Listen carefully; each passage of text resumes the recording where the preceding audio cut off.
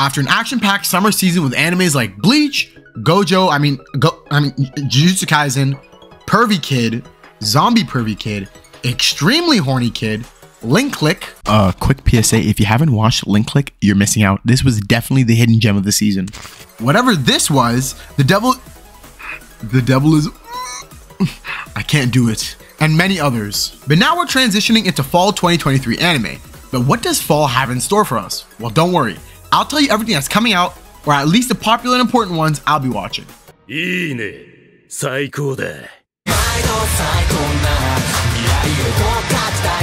Starting with a new Shonen Jump series getting adapted by David Productions, the same studio that made JoJo and Fire Force, it's Undead Unluck. I did plan on reading this manga a while ago, but I ended up procrastinating for so long that it got adapted. Anyway, if you're interested in a buff naked dude who can't die, and a girl who wants to die because she causes misfortune to anyone she touches, this is the anime for you.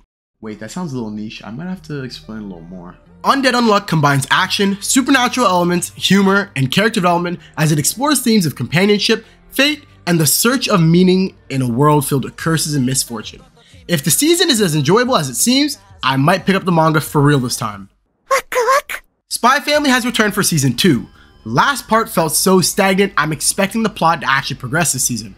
Of course, yes, it's a comedy anime, and it will have episodes where it focuses more on comedy than plot, but man, last season had me sleeping.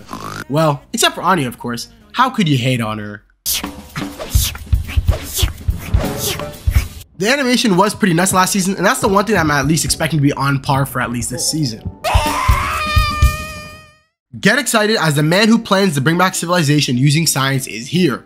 Dr. Stone New World Part 2 is airing this season, and it's going to be intense as Senku discovers another group of people who know about the petrification and are somehow able to petrify people themselves. Join Senku and the gang as they unpetrify their friends and get to the bottom of this petrification. The plot of Dr. Stone always keeps me engaged.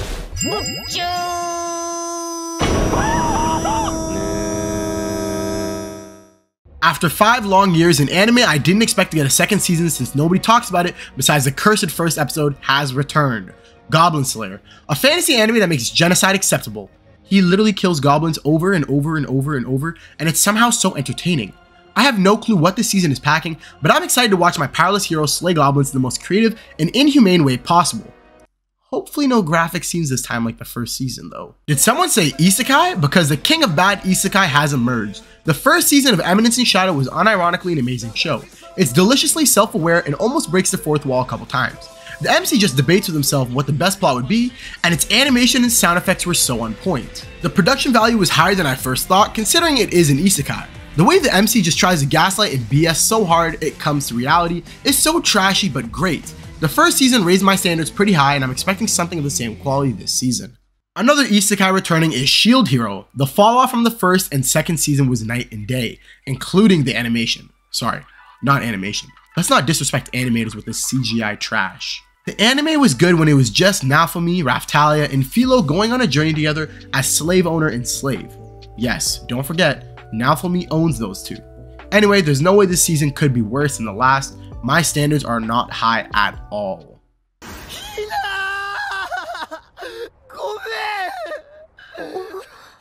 Our crybaby hero has returned, as Tokyo Revengers is back with a Tenjiku arc, which is debatably the best arc in Tokyo Revengers. I've never been more excited to watch kids beat each other up.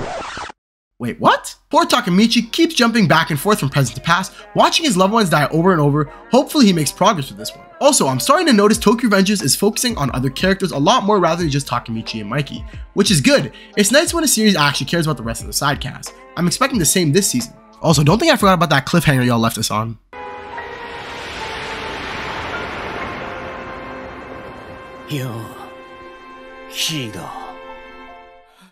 If you're a cultured individual like myself, you've probably watched a certain car racing anime called Initial D. Well, did you know the creator, Shuichi Shigeno, made another series called MF Ghost that takes place in the same world with some of the same characters, but a new MC and story? Well, if you didn't, then look no further. The story is set in a world where autonomous driving cars have become the norm, but traditional racing culture still thrives underground. The manga follows Kanata Livington, a talented young racer with a mysterious past, as he enters the world of competitive racing to chase his passion for speed and honor the legacy of his father, who was a legendary racer. If this summary didn't get your nips hard, then I don't know what to tell you. This will probably be one of my favorite fall series to watch.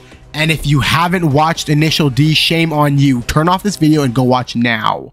This fantasy anime made by Madhouse has been getting a lot of traction, but low-key, I don't care enough to talk about it.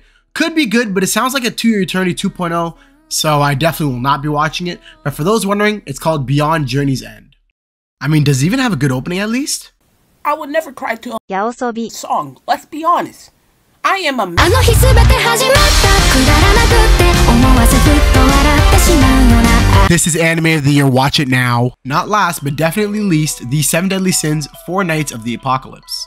In simpler terms, let's milk the 7 Deadly series since it made us so much money and give Meliodas a son. But Happen, you don't seem too excited about this. Why are you even planning on watching it? Because I did really enjoy 7 Deadly, and to see them milk this series with this kid kinda upsets me. I'm not expecting anything amazing from this, but it's a new animation studio, so hopefully the animation won't be Google PowerPoint level. Basically a story about a boy who yearns for the chance to go on an adventure and explore the world. And one day he finally gets a chance as an intruder comes in and strips his life away from him.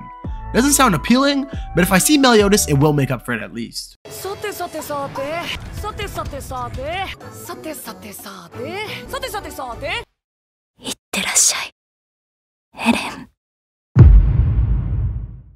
Last and definitely not least, the final part of Attack on Titan. After many different parts, one of the most controversial endings of all time will finally be animated. Now, I read the series a long time ago, so I know the ending, and in my humble opinion, it's a calm 7 out of 10. I love Attack on Titan, but Isayama just made the ending feel very different compared to how the story was from the start.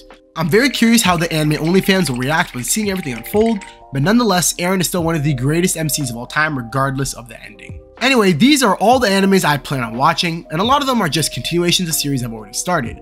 If I missed anything, please let me know in the comments, or if you know any animes that people aren't talking about enough, mention it down below. Make sure to like the video if you want to see more content like this, and subscribe to see more of our future content. Thank you guys for watching, and as always, I'll see you in the next one. Take care.